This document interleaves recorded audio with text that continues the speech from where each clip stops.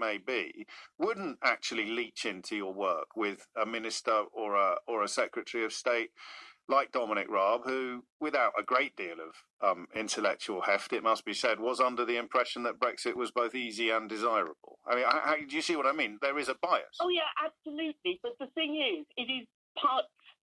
One's conviction can easily be laid aside. I was very often, I mean, goodness me, I joined the Foreign Office in, 1970? I can't even remember, 7, Gosh. I think it was. I think it was Callaghan Prime Minister when I joined. Goodness me. So, there have been... That's a shift. Yeah, I know. There have been governments of every political stripe while I was in the Foreign Office. I was out for a while as well. It wasn't an end-to-end career. But it didn't matter. No. If you're clever enough to be doing that sort of work, yes, then you are clever enough to put your own views aside and use reality as your guide. And that's what the civil service is there for. It's to point out, particularly in terms of work in the Foreign Office, when you are, or when your proposal, the government's proposal, is liable to break international law. And in my day, any sniff of being within a mile of causing somebody even to think that you might be scratching at the edges of doing something that was in contravention of international law would be kicked as far into touch as possible. It just was not acceptable. So, of course, you wrote in your submission that, there were problems. There were liable to be problems ahead. Now, most of the time, in my time, I didn't have to worry about that so much because, if anything, because the governments that I worked under, none of them, and Thatcher in particular, would have had anything to do with looking at breaching international law. It was anathema. Gosh. I mean, this is a remarkable... And breaking UK law the same. No, of course. Well, I don't. Yeah, I mean, and now they blithely announced in the House of Commons that they're intending to do it, albeit in a very limited and specific way. And of course, Braverman... Does my head in. It is. I mean, and what that does to our reputation around the world, can you imagine? I mean, the one thing I have to say, and I think we can look at this with respect to the United States. Trump was in for 4 years, and everything the US did was widely and roundly, denigrated when he withdrew from this or argued against this. But you put somebody competent in power and see how quickly it can turn around. If we get rid of this absolute shower and get somebody competent in charge, I actually almost don't care what colour they are. Sure. Politically. But, or literally. Well, no, I don't care. Literally, of course you don't. Or figuratively. No. What colour just competence. That's sort of objective competence. Competent and truthful. Well, that you lead... honest and following those the civil service guidelines, the ministerial guidelines, people who can follow those properly. That's what we need. Well, you've injected some much-needed optimism into your analysis because it was pretty bleak for a while there, B. And yet the relative ease with which a degree of normality could be restored is something that many people listening will find very comforting. I find myself despondent, and then I think about the things that can change, and I knit. You knit? Yeah. Well, there's nothing quite like knitting. But it is, you are watching you're watching a skip fire, but with the knowledge that the fire will burn out at some point. It's just a question of how much damage it does before it does. And that's the thing that worries me most is how much damage will be done before it can be turned around. Because turned around it will be. I mean, the arc of history always bends towards justice, or there's some... Yes. There are many, many wonderful sayings about how we will get past this. But, you look how long it took Germany to get past the Second World War. And I'm not saying, we haven't got bombs flying over London or anything like that. No, the damage is self-inflicted. But the damage is huge. Yes. Because you have to turn You have to turn the rump of the population around to understanding reality as well. And when our public services are across the board in such disarray, that takes time too. Without an educated population, how do you get people to understand the consequences of voting for a bunch of charlatans who are busy stuffing their pockets while emptying the treasury? How do you get people to understand that that's not acceptable and persuade them to go out and vote? That's the question for the ages, really. And of course, as you fully understand, the outlets which might help people arrive at these conclusions or come to these realizations are largely complicit in the original political plan. B, you've made me record-breakingly late for the news. I hope you'll take that as a compliment in government. The sociopaths are the top of most organisations, someone utterly devoid of conscience or empathy. Suella Braverman, I'd be more confident describing as a sociopath in the current context. So it may be that Raab is insecure and he masks his insecurity by behaving as if he has all the answers to everything and is actually some sort of superhero. If you are incompetent and you are conscious of your incompetence and you are on some psychological level ashamed of your incompetence, then one of the things that you do is shout a lot and become a bully in order to mask your incompetence and claim that you are a hard taskmaster. You can bully your way to the finish line, and then you can persuade yourself that you're actually a tough guy. I'm not a bully, I'm a tough guy. I get things done.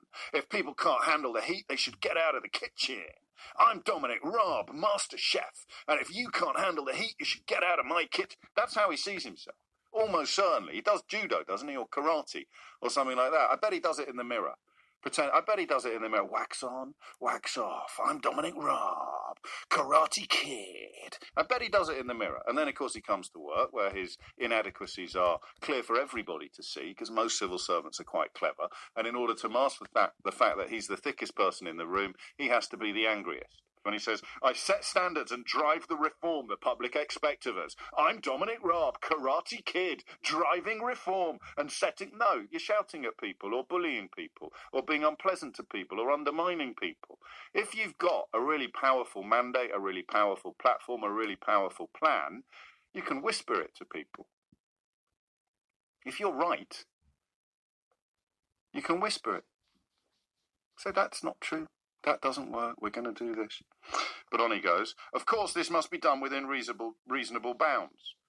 Clearly, this is not in the letter.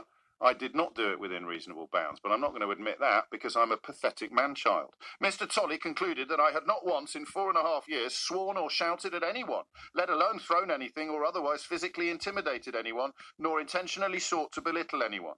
I am, like all bullies, unaware of the consequences of my actions or the reality of my engagements with other human beings. This is because I am both thick and angry almost all the time, too stupid to realise how offensive I'm being, and too angry to pause long enough to wonder whether or not I'm being offensive to people.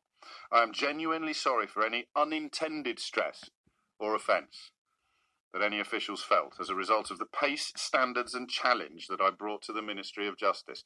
I'm Dominic Raab, Karate Kid. Feel my pace, standards and challenge. If you can't stand the heat, get out of the Raab kitchen.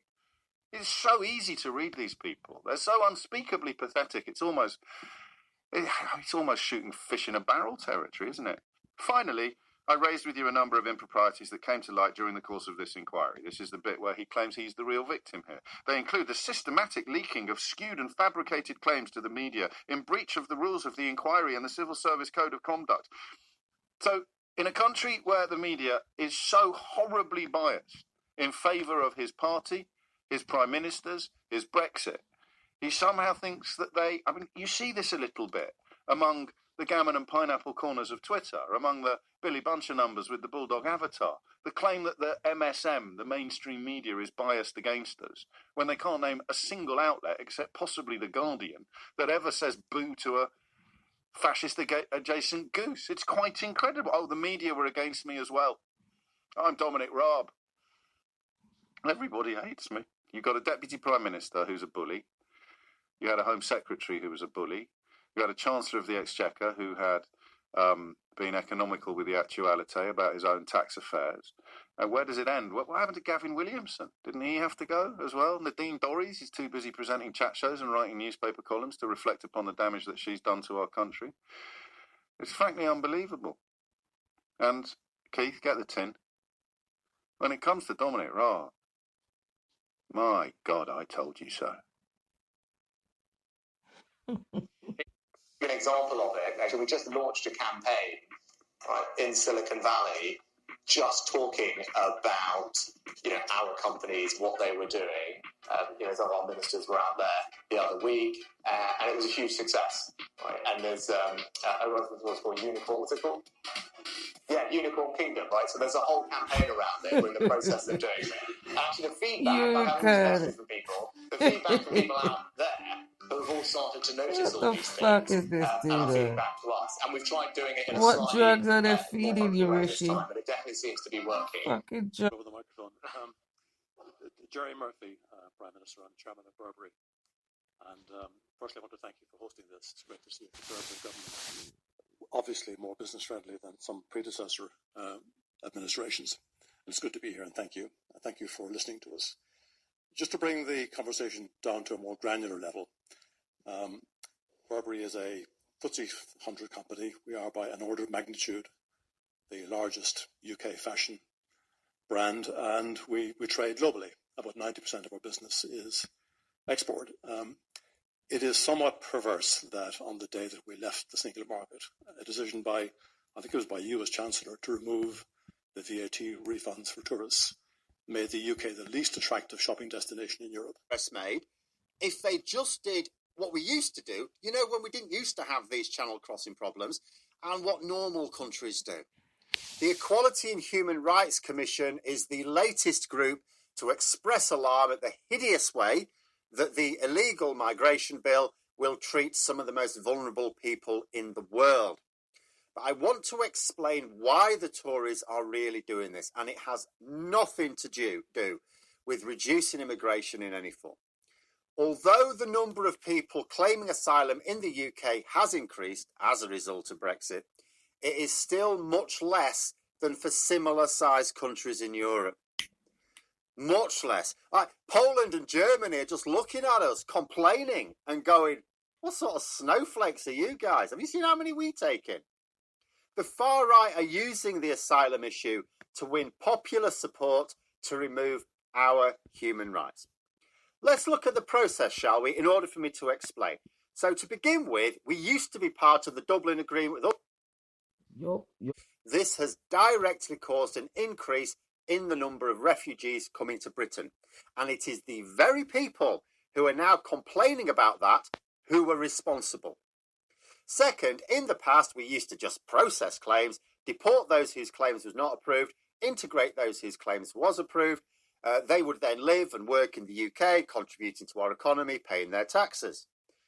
The same people complaining about the refugee situation are the same people who removed resources and staff from this process in order to deliberately build up that huge backlog. Finally, these same Tories stopped all safe routes for claiming asylum in Britain, with the exception of a few token cases. For example, we're having to evacuate embassy staff and potentially other UK nationals from Sudan at the moment, or we would be doing if our latest useless Foreign Secretary pulled his finger out. So we cannot deny that Sudan is unstable. But what's the process for someone from the Sudan to claim asylum in the UK if they need to flee the war? There's none. So let's look at these three deliberate policies. One, exit an agreement with other European countries which would have reduced the number of asylum seekers that the UK would have to process.